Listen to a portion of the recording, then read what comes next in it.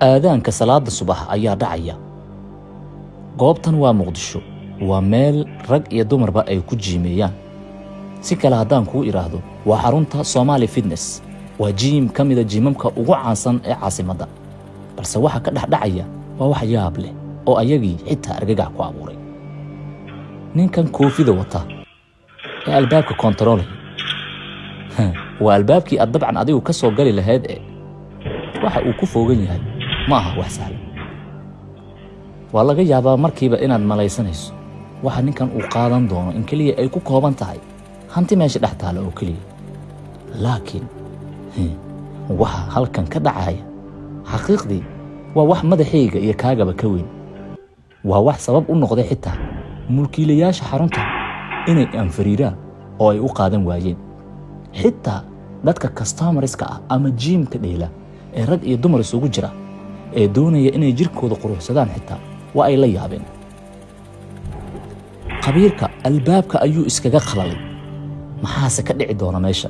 waxaad soo diidaysaa ma maasa qabatay ninka mise maya, maasa ma haysee ninkan waa injineer, waxbuu hubinayaa. waxa uu hubinayase waa wax uu muddo dheer ka soo shaqaynaya. albaabkii ayuu ag taagan yahay.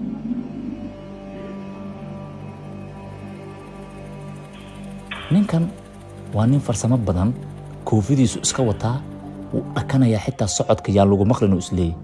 hal abuurka ayaa halkan ka soo galay in 4 subaxnimo xilli dambe iyadoo ay tahay uu ninkan qaraab nuucaana sameeyo. markan wuxuu taagan yahay qaybta marka qofka cusub uu rabo inuu isdiiwaan geliyo uu istaago ama receptionka sida loo yaqaan. tooshkiisa lixdaaqaadka ah ayuu la soo baxay, iyadoo weliba goobtu ay iftiin tahay oo aad u jeedaan in leerarka 4 dhinac ka shidan yihiin. ayuu haddana ninka indha yara mashiineesba ayuu wuxuu la soo kala baxay toosh weyn, markaasuu wax walba futagedinaya. waxa u soo bixi doona isaguse waa warmug.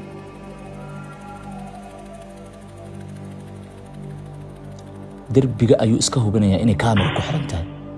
dabcan waa nin dhowr jeer oo hore hal abuurada nuucan oo kala sameeyay, farsamo yaqaan isnacay ah. 4 habeennimo, macnihii 10 saac habeennimo, salaada subax ayuu qaraabkiisii halkan soo galay. markii uu dhinacyada fiiriyay, ishiisa waxaa ku dhacdayba allaylehe haye TV smart ah. tuugan ma ku saqajaamayo telefoon kaliya. tuugan muhiimadiisa ma aha waxyaabaha yerootiga ah. tuugan dhismahan dhan uu rabaa dukum daakum inuu ka dhigo. markaana waxa ugu weynaa ishiisa qabteen waxay noqotay TV smart ah.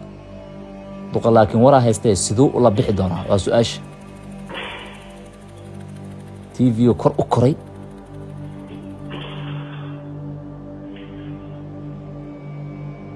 waa la xarbinoyaa TVgii waa la xarbinoyaa.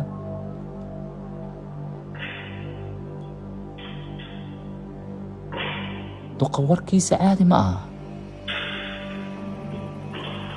haye marka meeshaana masiibada ka taagan fiiri, TVgii cunug yar camal loo xambaarsaday.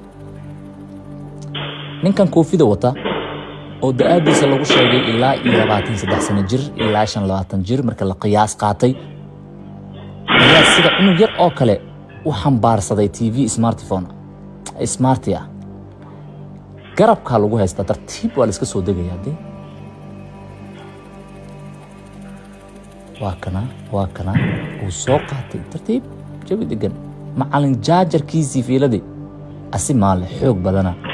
ninkan xaruntan Somali Fitness waxay xitaaba ka shakiyeen ninkan inuu halis amni xitaa u horseedi karo, sababtoo ah meel sensor ah oo alarmi ku xiran yahay inta soo galay ayuu telefishinkaas la booday.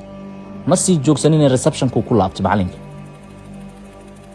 halkaasuu haddana madaxii la jaleecayaa, wuxuu raadinayaa wax kaloo qaaliya oo uu qaato.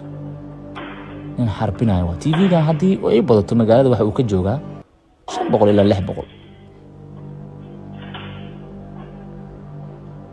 duqa alaab kale waa heli waayey, waa xarbiyey, waa raftay.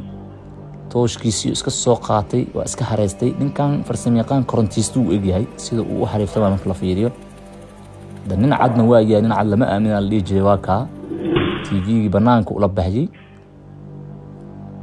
waxaa laga codsanaa haddaan ninkan aad aragtaan inaad la soo xiriirtaan Somali Fitness ninkan waa halis